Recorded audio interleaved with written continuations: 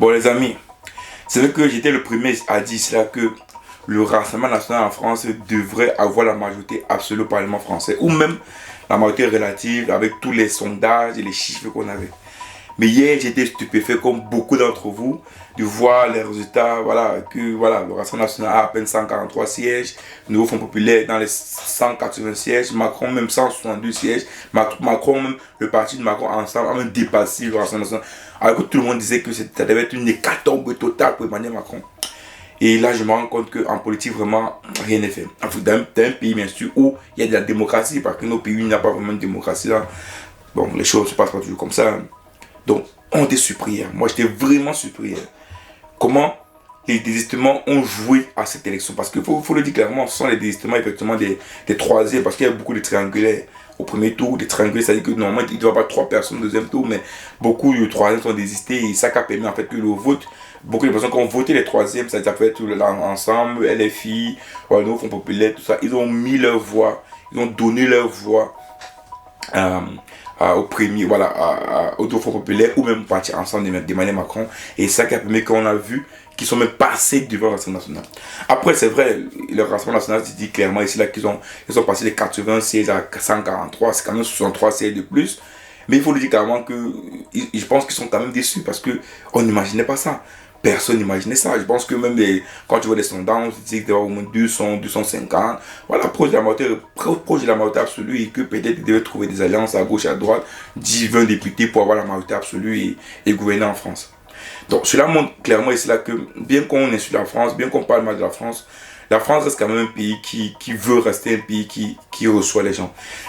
La France veut quand même rester un pays qui a des valeurs. Donc le peuple français a décidé de ne pas mettre en place, ne pas donner la majorité à un parti raciste, à un parti xénophobe, à un parti qui n'a pas de valeur, un parti qui parle mal des étrangers, à un parti qui pour eux la nationalité signifie qu'on n'est pas national, à un parti que une personne qui est née grandie en France, qui a reçu l'éducation française, n'est pas français. Donc je pense que clairement ici, les Français ont dit non, qu'ils ne veulent pas également des extrêmes parce qu'ils savent pertinemment que encore quand on ressent de revoir l'histoire dans le passé, ce sont déjà les partis qui ont tout créé des conflits, des problèmes dans le monde. Donc je pense qu'ils ont préféré la solution de la paix, la solution des valeurs françaises qu'à la solution du désordre, de l'insécurité, voilà, de la déshumanité, voilà, voilà, de la séparation. Voilà. Ils ont fait le choix et je pense que c'était un choix réfléchi. Mais pour nous Africains, pour nous étrangers qui vivent en Europe, bien sûr, il ne faut pas se mentir. Bon, pour ceux qui vivent en France particulièrement, cette décision est favorable à eux. Cette décision permettra à ceux qui puissent vivre dans les bonnes conditions. Moi, je pense que j'ai même reçu d'ailleurs beaucoup d'appels des amis qui sont en France, qui sont étrangers, qui avaient vraiment peur de la montée de l'extrême droite, qui se disaient comment est-ce que la France va aller demain, comment est-ce que eux, on va me régulariser les séjours étudiants. Donc, vous voyez, il y avait tellement de questions qui se posent en suspens. Oui, vous me direz qu'ils ne sont pas obligés de rester, oui. Mais cela n'empêche que la France, quand même, est un pays qui reçoit des étrangers depuis des siècles et des siècles. On a eu des descendants algériens, italiens, espagnols, africains.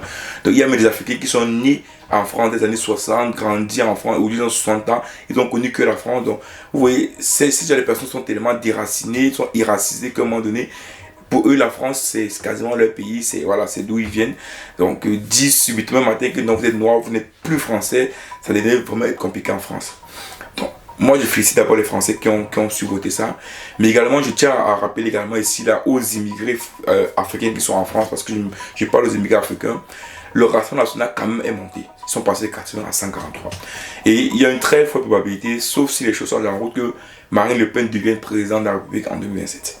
Il y a une très forte probabilité de cela. Donc ça veut dire que c'est juste un sursaut qu'on vient d'avoir, voilà, un sursis comme on dit souvent, mais il y a encore un gros travail à faire. Il y a encore un très gros travail à faire.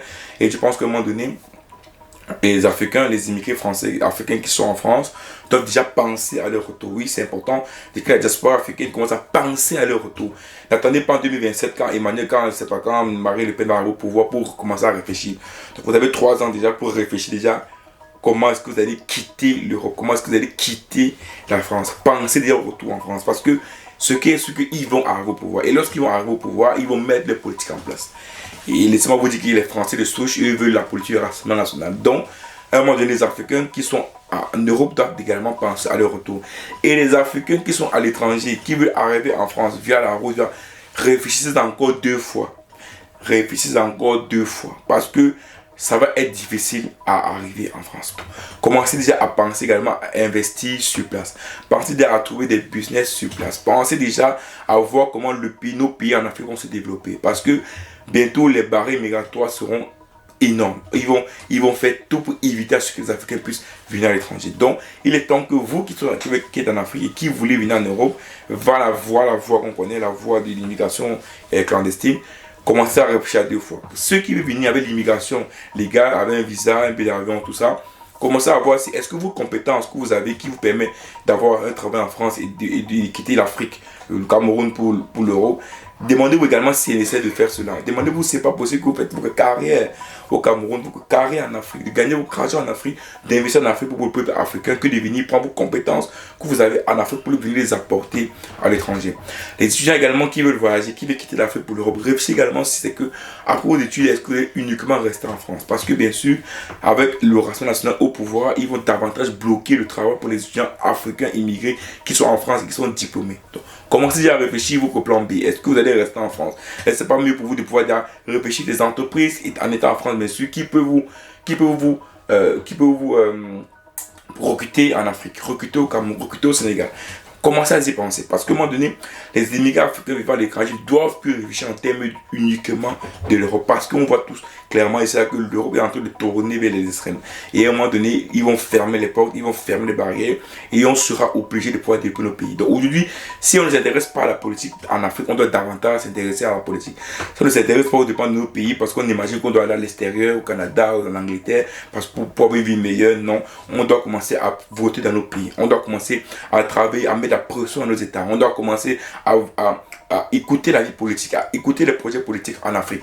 Si un parti politique ou bien si un président au pouvoir ne fait pas le travail, prochaine élection, on le met de côté. On doit commencer à prendre nos responsabilités citoyennes. Parce que, vous savez, on a tellement laissé nos responsabilités citoyennes parce qu'on s'est dit qu'on pouvait aller à l'extérieur pour changer notre vie. Comme on dit, les Africains aujourd'hui oublient qu'il faut voter. On oublie qu'il faut participer à la vie politique chez nous. Parce que c'est en participant à la vie politique que nos gouvernants également en Afrique doivent travailler pour nous.